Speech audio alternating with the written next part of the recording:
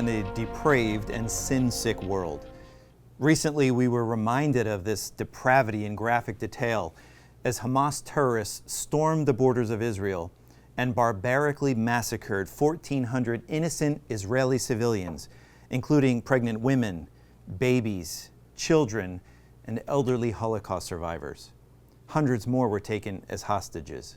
Israel has responded with an incursion into Gaza to eradicate Hamas. Predictably, the international media, the United Nations, the Islamic world, and anti-Semitic protesters are accusing Israel of genocide, war crimes, and pointing to the Jews as being the aggressors and occupiers of Palestinian land.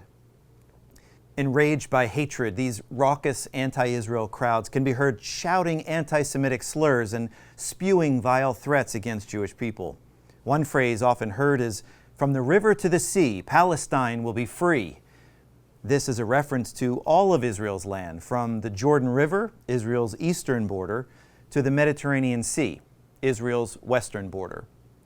Implicit in their call for Palestine to be free is their desire to see the land utterly purged of Jews. Their rage-filled chants are nothing less than a rallying cry to the armies of the Islamic world to join together in a jihad, an Islamic holy war, against Jerusalem, to annihilate the Jews and turn the land of Israel into an Islamic state. Devoid of any biblical perspective, much of the world views the conflict in the Middle East as just the latest uprising in an ongoing battle between ancient peoples fighting over longstanding grievances. But it's far more than that. At its core, this conflict is part of an epic, unseen spiritual war that has raged since the fall of Adam and Eve in the garden. It's a war between good and evil, between God and Satan.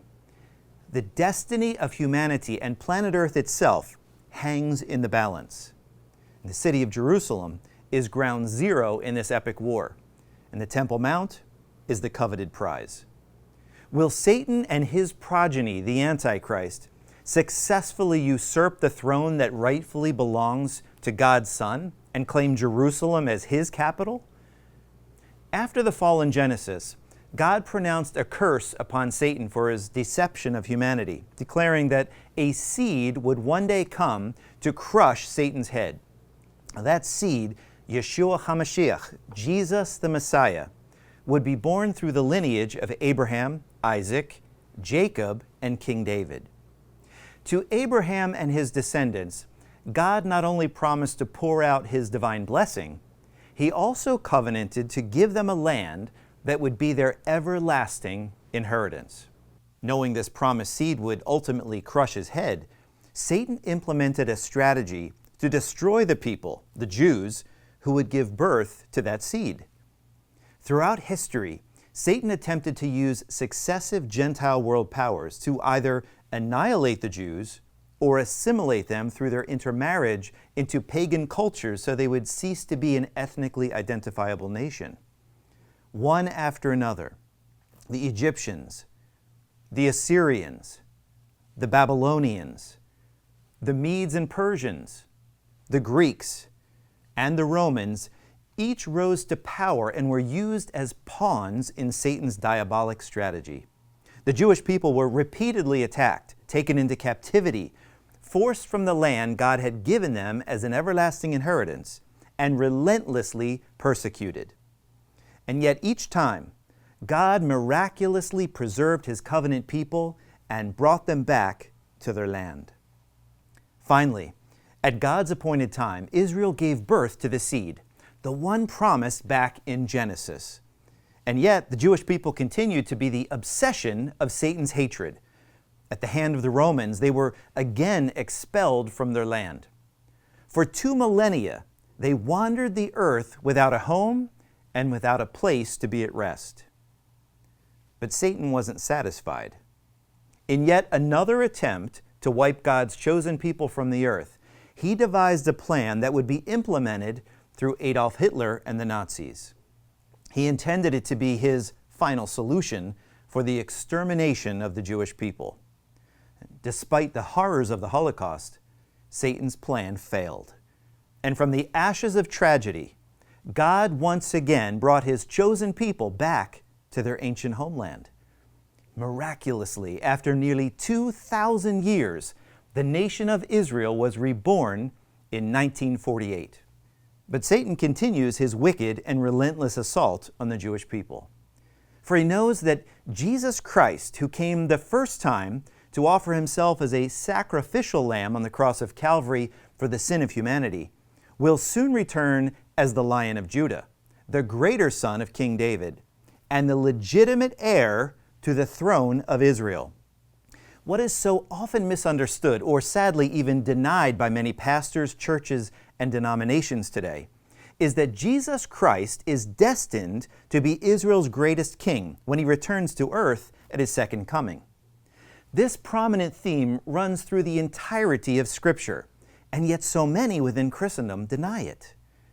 The reality of this biblical truth leads to an equally important corollary conclusion.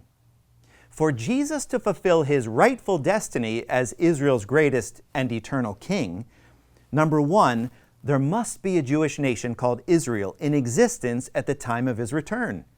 And two, that nation must possess a land and a capital city, Jerusalem, from which he will rule and reign as king. And hear the words of the psalmist speaking of that glorious future day when Jesus ascends to Israel's throne. Why do the heathen rage, and the people imagine a vain thing? The kings of the earth set themselves, and the rulers take counsel together against the Lord and against his anointed, Jesus Christ, saying, "Let us break their bands asunder and cast away their cords from us." He that sitteth in the heavens shall laugh. The Lord shall have them in derision. Then shall he speak unto them in his wrath and vex them in his sore displeasure. And listen to his words. Yet have I set my King, Jesus Christ, upon my holy hill of Zion. I will declare the decree. The Lord hath said unto me, Thou art my son. This day have I begotten thee. Ask of me, and I shall give thee the heathen for thine inheritance, and the uttermost parts of the earth for thy possession. Kiss the Son, lest he be angry, and ye perish from the way, when his wrath is kindled but a little. At his first coming, Jesus came unto his own, and his own people received him not.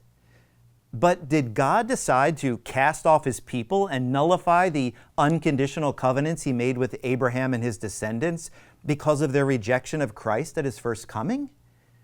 Hear the Apostle Paul. Hath God cast away his people, the Jews? God forbid. For I also am an Israelite, of the seed of Abraham, of the tribe of Benjamin. God hath not cast away his people, which he foreknew. And regarding God's covenant promise of an eternal land inheritance given to his chosen people, listen again to the words of King David. He, God, hath remembered his covenant forever, the word which he commanded to 1,000 generations, which covenant he made with Abraham, and his oath unto Isaac, and confirmed the same unto Jacob for a law, and to Israel for an everlasting covenant, saying, Unto thee will I give the land of Canaan, the lot of your inheritance. If God is a covenant-keeping God, if he can be relied upon to keep his word, he must be true to the promises he made to Israel so many years ago. To those who say God has changed his mind and rescinded his covenant with Israel and annulled his promise of a land as their eternal inheritance, I ask this question. If God has broken his covenant promises to Israel, what makes you think he won't break his promises to you today? Our God is a faithful, covenant-keeping God, and what he has promised, he will do. The current war in Gaza and the future conflicts that will be fought throughout the Middle East are rocketing the world ever closer to the ultimate showdown, to the time when Satan's fury will be unleashed and all the powers of hell will come against Jerusalem.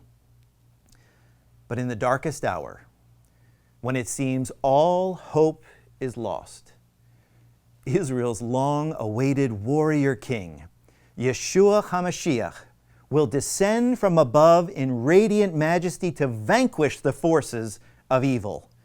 In that day, he will stand victoriously on the holy hill of Zion. My friend, Jesus is coming again, and he's coming very soon. When he does, will you and those you love be on the winning side of history? As I quoted earlier from Psalm 2, kiss the Son, embrace him by faith with all your heart and soul. Be a bold ambassador for him. Watch carefully as his return draws near. Pray earnestly for the salvation of Israel, and pray for the peace of Jerusalem.